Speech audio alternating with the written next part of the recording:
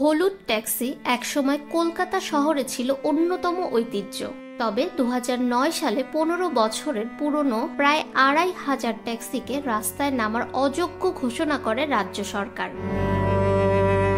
এরপর বিভিন্ন মহল থেকেই হলুদ ট্যাক্সি চালুর দাবি জানিয়ে আসছিল। পশ্চিমবঙ্গ সরকার দাবির প্রেক্ষিতে দীর্ঘদিন পর আবার সিদ্ধান্ত পরিবর্তন করেছে। এখন থেকে কলকাতার রাজপথে চলবে ঝাঁ চকচকে এসি হলুদ ট্যাক্সি।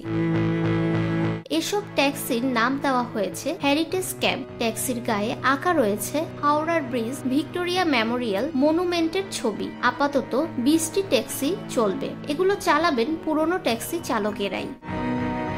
পশ্চিমবঙ্গ সরকারের পরিবহন মন্ত্রী স্নেহাশিস চক্রবর্তী জানান, কলকাতার ঐতিহ্য এই হলুদ ট্যাক্সি। বিজিবিএস নামে একটি সংস্থা আমাদের সাথে চুক্তিবদ্ধ হয়েছিল, তারাই এই নতুন গাড়ি পথে নামাচ্ছে।